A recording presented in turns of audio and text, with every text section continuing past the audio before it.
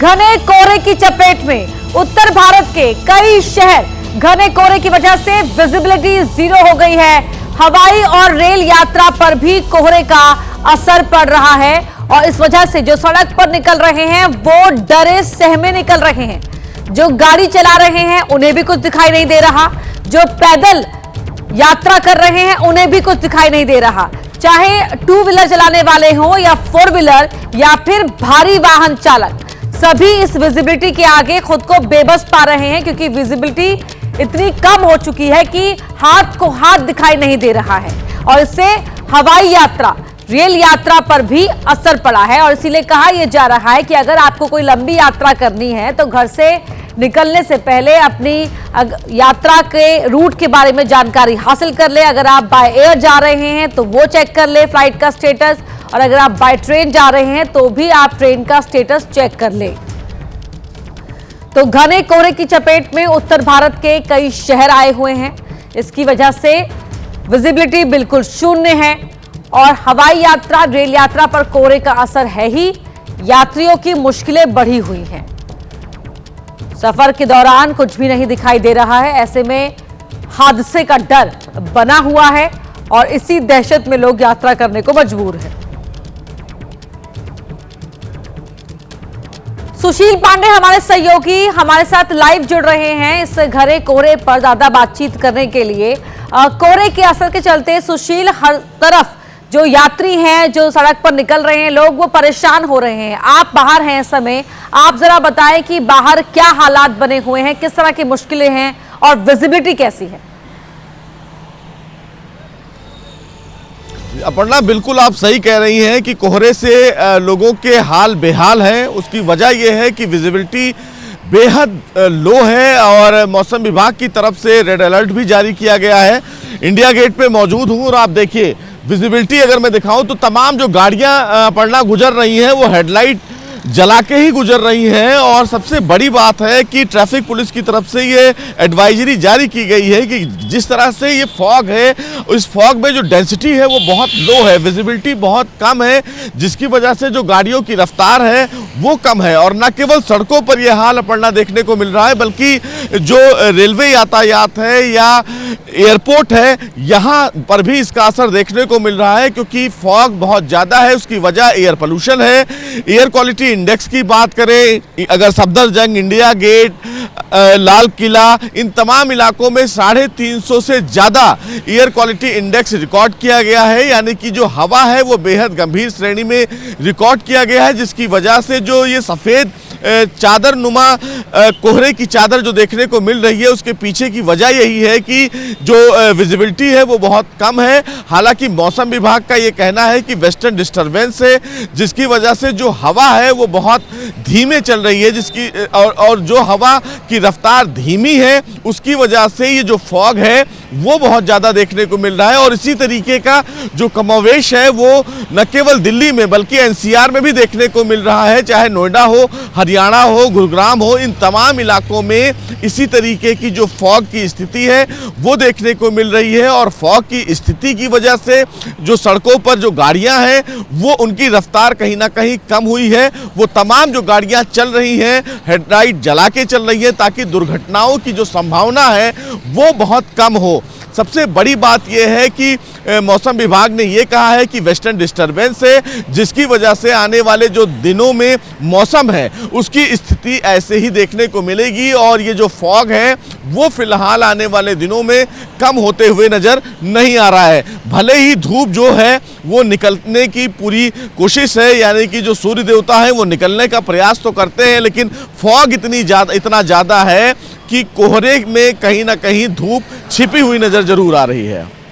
बिल्कुल, और कोहरे की वजह से ही यहाँ पर हर किसी की परेशानियां बढ़ी हुई हैं सुशील, क्योंकि आपके पीछे आप तो क्योंकि ग्राउंड पर हैं, आप बाहर के हालात आपके साथ जो वीजे हैं वो दिखा रहे हैं और कुछ नजर नहीं आ रहा है। लेकिन क्या मुमकिन हो पाएगा जो वहाँ आसपास कुछ लोग हों जो आ रहे हों या वहाँ से निकल रहे हों उनसे आपका बातचीत कर पाना, और साथ ही जो आपने बताया कि हवाई यात्रा, रेल यात्रा पर भी असर पड़ा है, उसके बारे में भी कुछ जरा और जानकारी हमारी ऑडियंस के साथ शेयर कीजिए।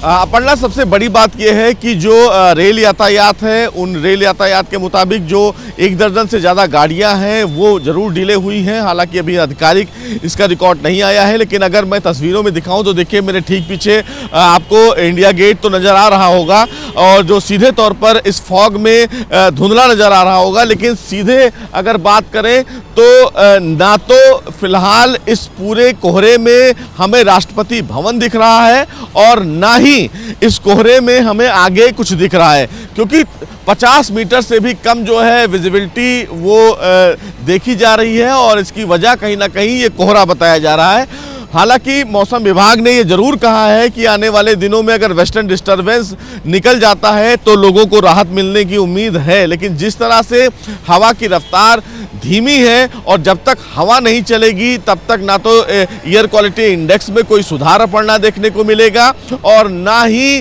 ट्रैफिक पर किसी भी प्रकार से कोई परिवर्तन होता हुआ दिखेगा, क्योंकि जो फॉग है उसकी डेंसिटी बहुत ज़्यादा है, विजिबिलिटी बेहद कम है, और कहीं ना कहीं उसकी वजह से कहीं ना कहीं लोग जो हैं वो परेशान हो रहे हैं, क्योंकि एयर क्वालिटी इंडेक्स बेहद और खराब यही वजह भी है रिकॉर्ड सुशील की सड़कों पर बहुत कम ही संख्या में लोग दिखाई दे रहे हैं, गाड़ियां नजर आ रही हैं, और गाड़ी चालकों के लिए भी मुश्किलें ज्यादा हैं।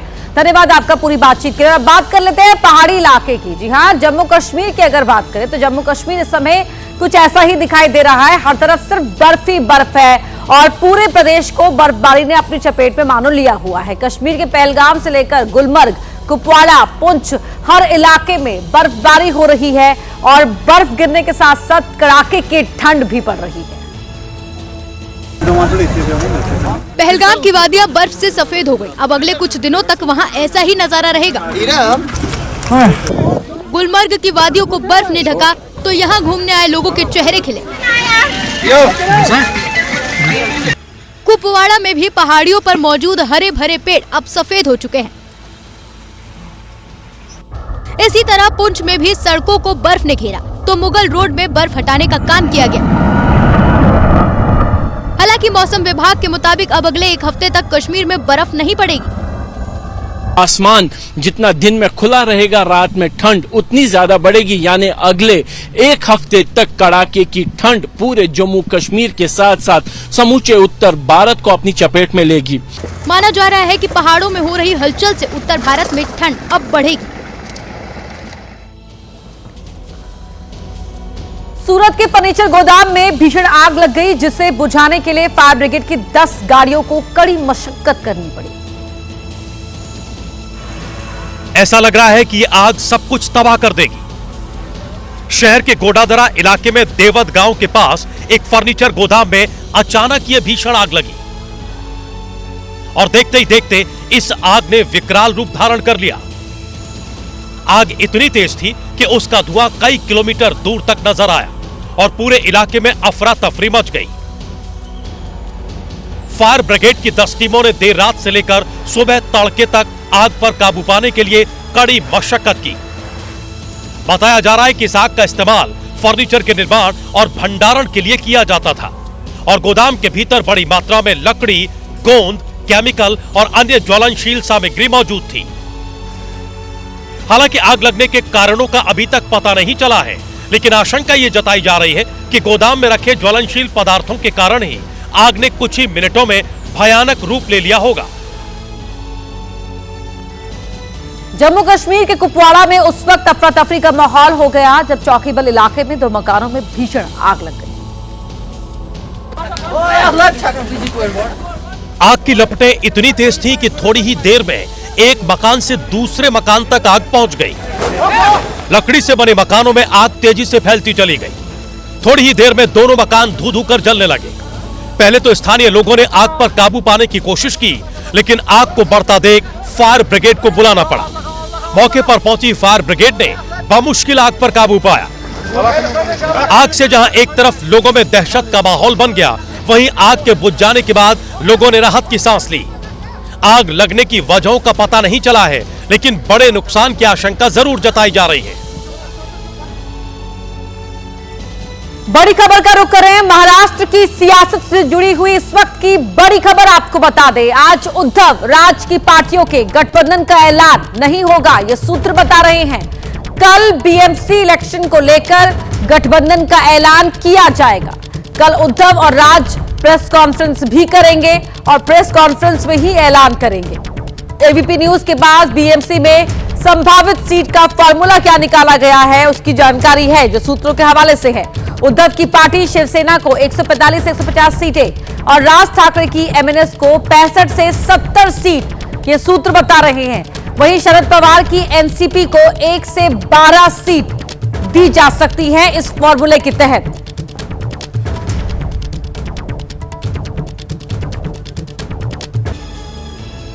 असम के कार्बी आंगलोंग में अवैध कब्जे को हटाने की मांग को लेकर चल रहे प्रदर्शन में उस वक्त हालात बेकाबू हो गए जब प्रदर्शनकारियों ने ऑटोनॉमस काउंसिल के प्रमुख के घर को ही आग लगा दी।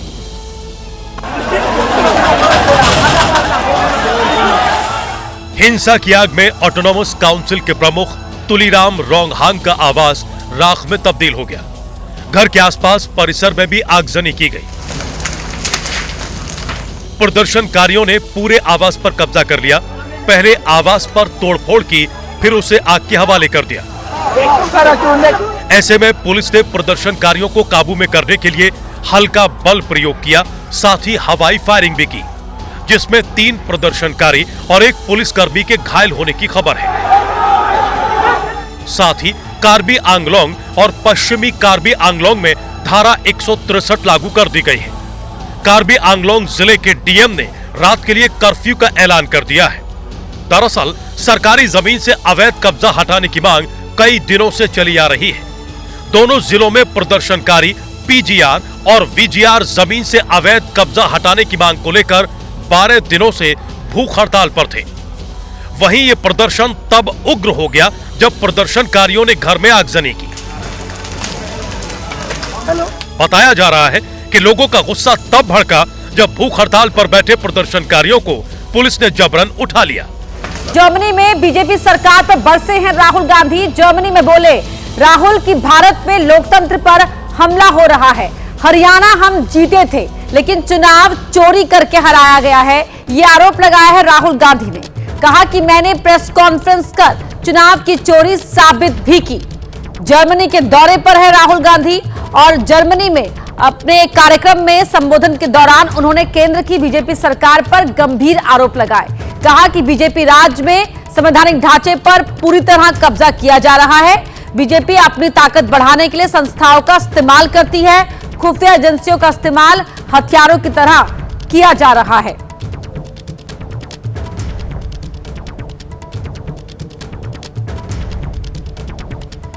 वहीं जर्मनी में राहुल गांधी ने चीन पर भी बड़ा बयान दिया है। राहुल ने चीन के उत्पादन पर जोर देने की तारीफ की है। चीन ने दुनिया को उत्पादन की दिशा दिखाई है, ये बात राहुल गांधी ने कही। चीन ने गैर लोकतांत्रिक माहौल में भी उत्पादन किया। उत्पादन नहीं कर पाए तो देश का चलना मुश्किल है। बिना उत्पादन के बड़ी संख्या में रोजगार नहीं दे सकते हैं। Country like India, country the scale of India, even country like the United States, even a country like Germany cannot give its people employment based on services. You have to have a production economy, you have to have manufacturing, and we have handed all that to the Chinese. China has shown the world that you can produce in a non-democratic environment. We have to prove to the world that actually you can produce in a democratic environment. So what are the models that are required? How do you think about production in a democratic environment? Berlin यात्रा के दौरान राहुल गांधी ने ऐसे बयान दिए हैं जिससे भारत में कई विवाद छिड़ सकते हैं। राहुल गांधी ने भारत में संविधान और लोकतंत्र को खतरा तो बताया ही, साथ ही वोट चोरी का मुद्दा भी उठाया। My view is that Rahul Gandhi ने विदेश यात्रा के दौरान बीजेपी पर कई सवाल खड़े किए हैं। one election in Telangana, we have one election in Himachal Pradesh. We've been raising issues as far as the fairness of elections in India is concerned. I've done press conferences where we have clearly shown, without shadow of a doubt, that we won the Haryana election. That we actually don't feel that the Maharashtra election was fair. there is a full-scale assault taking place on the institutional framework of our country. Berlin से राहुल गांधी ने चुनाव आयोग की कार्यप्रणाली पर सवाल खड़े करते हुए जवाब मांगा है।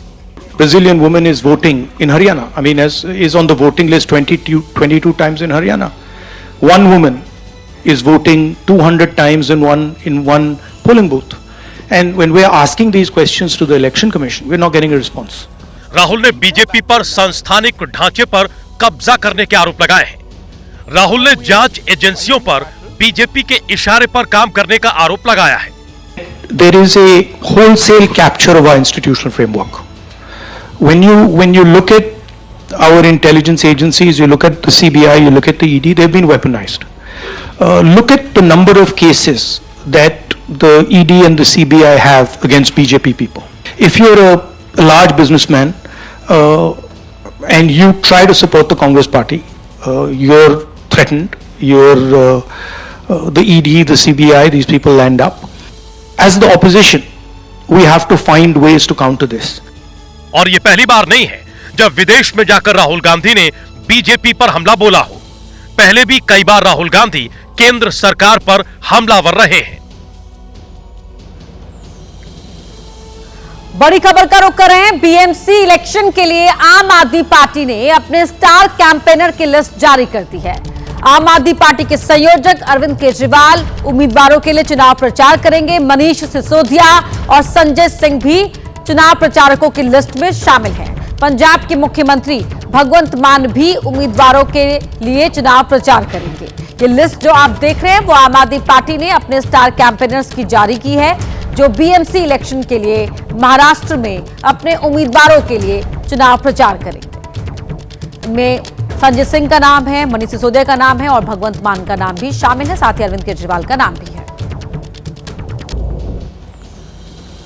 दिल्ली में तेज रफ्तार ऑडी ने कई गाड़ियों को टक्कर मार दी। कारों में टक्कर मारने के बाद ऑडी खुद जाकर एक ट्रक से भिड़ गई, जिसके बाद ऑडी कबाड़ में बदली हुई नजर आई।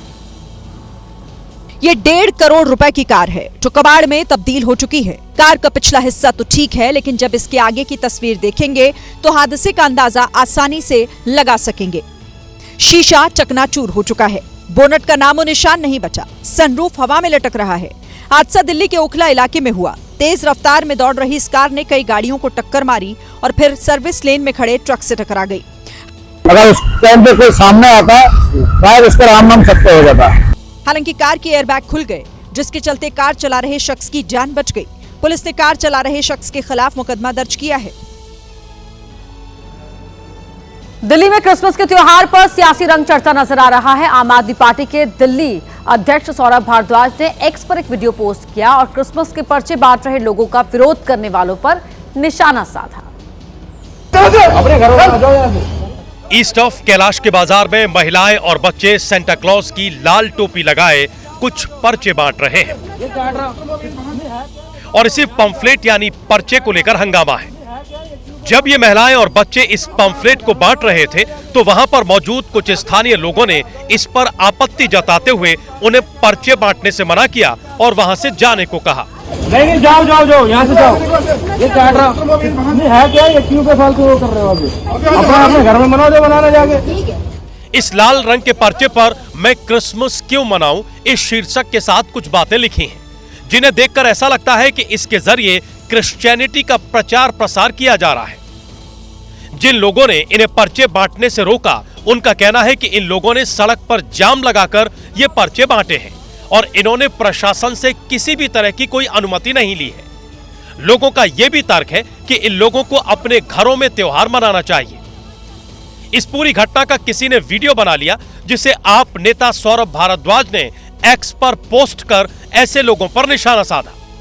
सौरभ ने अपने पोस्ट में लिखा है, लाजपत नगर में महिलाओं से बदतमीजी। आपने देखे हैं ऐसे अंकल? मैं ऐसे हजारों अंकलों को जानता हूं जो भारत में धर्म के नाम पर नफरत फैला रहे हैं। यहां क्रिसमस और सेंटा क्लॉज को गाली दे रहे हैं, मगर उनके बच्चे अमेरिका, ऑस्ट्रेलिया और यूरोप में खूब मैरी क्रिसमस करते हैं और इन जहर से भरे मां बाप को डॉलर भेज रहे हैं। अब इस मामले के तूल पकड़ने के बाद दोनों पक्षों की ओर से एक दूसरे पर निशाना साधा जा रहा है। बड़ी खबर का रुख कर रहे हैं। भोपाल के रानी कमलापति ब्रिज पर एक युवक चढ़ गया और ब्रिज पर चढ़कर उसने जोरदार हंगामा शुरू कर दिया। प्रशासन युवक को मनाने में जुटा हुआ है। ये भोपाल के रानी कमलापति ब्रिज की तस्वीरें आप देख रहे हैं, जहां पर एक युवक आपको यहां ब्रिज के बीचों बीच ये दिखाई दे रहा है, जो ब्रिज पर चढ़ गया है और वहां चढ़कर उसने हंगामा शुरू कर दिया है। नीचे लोग इकट्ठा हो गए हैं, जो उसे समझा रहे हैं, उससे बातचीत करने की कोशिश कर रहे हैं। प्रशासन की ओर से भी एक टीम वहां मौजूद है, जो युवक को समझाने बुझाने की कोशिश कर रही है। तो भोपाल के रानी कमलापति ब्रिज की ये तस्वीर, युवक का हंगामा। देखिए, युवक यहां पर चढ़ा हुआ है और अजीब हरकतें कर रहा है। नीचे तमाम लोग उसे देखकर वहां पर ठहर गए हैं। ये मानो कसरत करता हुआ युवक यहां पर दिखाई दे रहा है। युवक से बातचीत करने की कोशिश की जा रही है। और ये बड़ी खबर का रुख कर रहे हैं। अरावली पर्वत श्रृंखला को लेकर सियासत जारी है। राजस्थान के पूर्व मुख्यमंत्री अशोक गहलोत का बड़ा आरोप है कि अरावली को बचाने नहीं बेचने की साजिश हो रही है। अरावली को खनन माफियाओं को देने की तैयारी है। अब सब मामले में सरकार की पोल खुली है। दरअसल 2002 में पर्यावरण संरक्षण के लिए बनी केंद्रीय अधिकार प्राप्त समिति सीईसी को 5 सितंबर 2023 को सुप्रीम कोर्ट से हटाकर सरकार के अंदर लाते ही शक्ति विहीन किया गया। अब सरकार जहां विपक्ष के दावों को भ्रामक बता रही है, तो वहीं विपक्ष गंभीर आरोप लगा रहा है कि यह सब कुछ हो रहा है खनन माफियाओं को अरावली सौंपने के मद्देनजर। तो राजस्थान के पूर्व सीएम अशोक गहलोत ने यह बड़ा आरोप लगाया है कि जो सरकार अरावली को बचाने की बात कर रही है, वो बचाने की नहीं बल्कि बेचने की तैयारी में लगी हुई है, ताकि वहां पर खनन माफिया अपना पूरा कब्जा कर सके। क्या कुछ कहा है, सुनाते हैं आपको।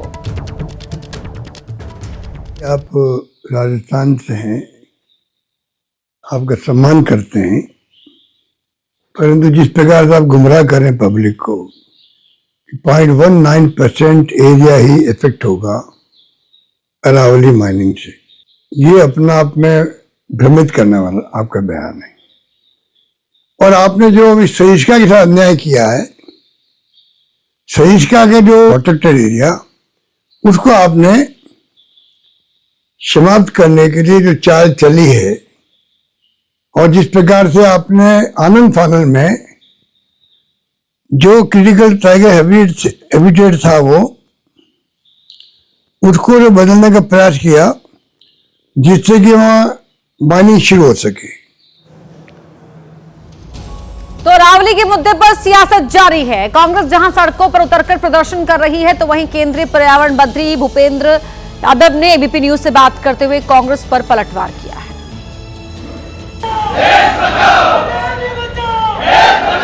राजस्थान के कई जिलों में कांग्रेस के नेता सड़क पर उतरे और अरावली बचाने को लेकर प्रदर्शन किया।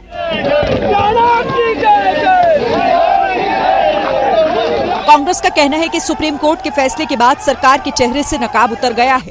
अरावली पे सरकार पूरी तरह एक्सपोज हो गई है और जो जिस दिशा की तरफ वो बढ़ रहे हैं, उससे स्पष्ट हो गया कि वो अरावली जो हमारी पर्वत श्रृंखला है, उसके प्रति उनकी कोई जिम्मेदारी नहीं है। हालांकि केंद्रीय पर्यावरण मंत्री ने इसे कांग्रेस का झूठ बताया। विषय कांग्रेस का झूठ है, सारा नैरेटिव ही झूठ पर खड़ा हुआ है, क्योंकि ये पूरा जो जजमेंट है, ये अरावली में इलीगल माइनिंग को बैन करने के लिए है। भूपेंद्र यादव ने कहा कि बीजेपी के शासन में ग्रीन अरावली को बढ़ावा दिया गया। बात करते हैं यूपी के पीलीभीत की, जहां खेल महोत्सव का आयोजन हुआ। इस दौरान केंद्रीय मंत्री जितिन प्रसाद के साथ साथ कई बीजेपी नेताओं ने दौड़ में हिस्सा लिया, लेकिन तभी हादसा हो गया। हरी झंडी दिखाते ही बीजेपी नेताओं ने दौड़ लगा दी। केंद्रीय मंत्री जितिन प्रसाद आगे आगे दौड़े, बाकी नेता उनके साथ में दौड़े, लेकिन तभी एक दूसरे से आगे निकलने की होड़ में जिला पंचायत अध्यक्ष के प्रतिनिधि से टकराकर पूर्व राज्य मंत्री हेमराज वर्मा जमीन पर गिर पड़े। हैरानी की बात तो ये रही कि ना ही जिला पंचायत अध्यक्ष के प्रतिनिधि ने उन्हें उठाने की कोशिश की और ना ही पीछे से दौड़ते आ रहे बीजेपी के नेताओं ने ऐसा किया। हर कोई एक दूसरे से आगे निकलने की कोशिश में दिखा। कोई बगल से निकला, कोई जमीन पर गिरे नेताजी को फांदकर आगे निकला।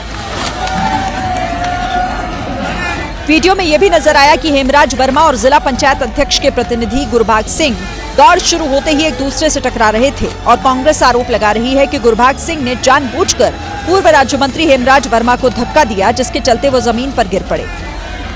वो तो गनीमत रही कि कुछ लोगों ने हेमराज वर्मा को जमीन से उठाया, वरना नेताओं में तो सबसे आगे निकलने की होड़ मची थी। ये घटना बताती है कि राजनीति की दौड़ में अपने साथी भी गिर जाएं, तो नेता उन्हें उठाने की बजाय आगे निकलने की कोशिश पहले करते हैं। 9 साल के बाद बुलंदशहर गैंगरेप केस में कोर्ट ने सजा का ऐलान कर दिया। कोर्ट ने इस मामले में सभी 5 दोषियों को आजीवन कारावास की सजा सुनाई है। पुलिस की कड़ी सुरक्षा में सभी 5 दोषियों को कोर्ट ले जाया गया।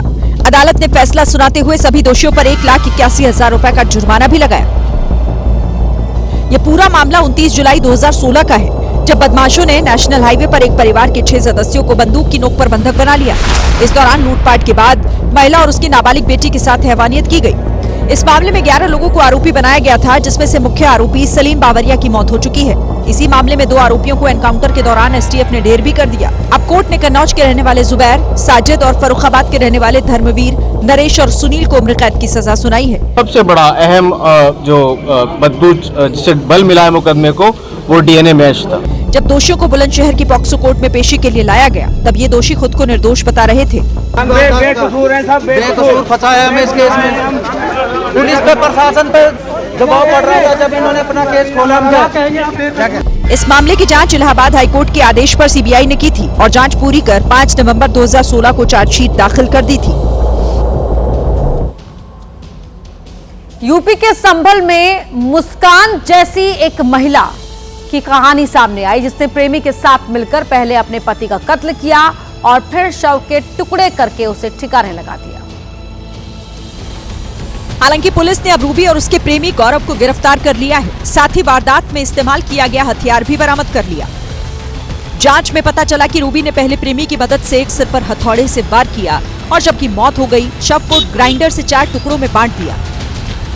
चालाक रूबी ने खुद जाकर थाने में पति राहुल की गुमशुदगी की रिपोर्ट दर्ज करवाई थी, लेकिन पुलिस ने जब जांच शुरू की तो रूबी खुद फंस गई। नाले में एक डेड बॉडी मिली, जिसमें उसके पाँव नहीं थे, हाथ नहीं थे, सिर नहीं था। इस तरह की अटपटी जो डेड बॉडी है, उसको पुलिस ने सबको कब्जे में लिया, उसका पोस्टमार्टम कराया। उस बॉडी पे राहुल नाम लिखा था। राहुल नाम की जितने भी मिसिंग थे उन सबको स्टडी करवाया, तो पता चला कि ये राहुल, इसका मोबाइल भी उसी दिन से बंद था। पुलिस को जैसे ही राहुल का शव मिला, शक की सुई सबसे पहले रूबी की तरफ घूमी और जब पुलिस ने सख्ती बरती तो रूबी ने अपना जुर्म कबूल कर लिया। राहुल के शव पर अगर उसके नाम का टैटू ना मिलता तो इस केस को सुलझाना पुलिस के लिए बेहद मुश्किल था। पुलिस ने यह भी बताया कि रूबी ने राहुल की हत्या क्यों की। कहानी बिल्कुल मुस्कान रस्तोगी जैसी, किरदार बिल्कुल सौरभ हत्याकांड जैसा और तरीका भी बिल्कुल ठीक वैसा ही जैसा मेरठ से सामने आया। फर्क सिर्फ यह है कि राहुल ने रूबी और गौरव को रंगे हाथों पकड़ लिया था। उसने अपने बॉयफ्रेंड, जिसका नाम गौरव है, उसके साथ मिलके, जिनको उसने मृतक ने रंगे हाथों पकड़ लिया था, इन लोगों ने उसको अपने रास्ते से हटाने की ठानी थी। इन्होंने हथौड़े से और लोहे के अन्य औजारों से वार करके उस व्यक्ति को मारा था। उसके बाद में ग्लेंडर लाके उस व्यक्ति को धड़े वगैरह काटा था। राहुल के शव के टुकड़े करने के बाद रूबी ने उसके हाथों को घर से 800 मीटर दूर नाले में फेंक दिया, जबकि सिर को गंगा नदी में विसर्जित किया ताकि ये राज हमेशा के लिए दफन हो जाए। पॉलीथीन के बैग में जो आधा कटा धड़ है उसको फेंका था नाले के अंदर और ऐसी जगह पे भेजा था, रखा था सुनसान जगह पे, जहाँ कोई सीसीटीवी कैमरे नहीं है। प्रॉपर रेकी करने के बाद में इन्होंने उस जगह को। इस हत्याकांड में एक और युवक का नाम सामने आ रहा है जो रूबी का ही दोस्त है। इन तीनों ने लोहे की रॉड, जूते में कील ठोकने वाले हथौड़े से हमला कर राहुल की हत्या की। खुलासा होने के बाद जब पुलिस रूबी के घर पहुंची तो वहीं पर लोहे की रॉड मिली, जबकि हीटर पर खून के धब्बे नजर आए जो सूख चुके थे। 2027 में उत्तर प्रदेश में विधानसभा चुनाव होना है। अभी 1.25 साल का वक्त है, लेकिन विधायक और नेताओं की समाज सेवा की रील अभी से ही वायरल होने लगी है। ऐसे ही कुछ अजब नेताओं की गजब रीलबाजी आप भी देखिए। ये है यूपी के सुल्तानपुर से बीजेपी के विधायक सीताराम। इन्होंने एक दिव्यांग को व्हील चेयर दी। नेताजी के इस नेक काम में उनके समर्थक भी शामिल हुए। बाकायदा दिव्यांग व्यक्ति को व्हील चेयर पर बैठाकर वीडियो बनाई गई। लेकिन ये क्या, फोटोशूट खत्म होते ही दिव्यांग व्यक्ति व्हील चेयर से उठ खड़ा हुआ। इतना ही नहीं, उसने व्हील चेयर फोल्ड की और उसे लेकर पैदल ही चल पड़ा। नेताजी ने क्या सोचा था और ये क्या हो गया? चमत्कारी व्हील चेयर वाला ये रील वायरल होने के बाद नेताजी मीडिया से खिसियाए घूम रहे हैं। अब जरा इन नेताजी को देखिए। ये है मऊ जिले के बीजेपी नेता अजय जायसवाल। हाथ में थैला लिए नेताजी खेत में काम कर रही एक बुजुर्ग महिला के पास पहुंचे। थैले से लाल रंग का कंबल निकाला, महिला को ओढ़ाया और पैर छूकर आशीर्वाद लिया। नेताजी की दरियादिली आगे भी जारी रही। वो दूसरा कंबल लेकर खेत में पानी चला रहे एक बुजुर्ग के पास पहुंचे, उसे कंबल से ढक दिया, फिर पैर छूकर आशीर्वाद लिया। नेताजी की दरियादिली का हर एंगल उनके समर्थक कैमरे में रिकॉर्ड करते रहे और उसे सोशल मीडिया पर अपलोड करते रहे। यूपी में बीजेपी नेताओं के ये वीडियो सोशल मीडिया पर खूब वायरल हो रहे हैं। अब आप ही तय कीजिए, नेताजी का सेवा भाव निस्वार्थ है या उसके पीछे टिकट वाला स्वार्थ।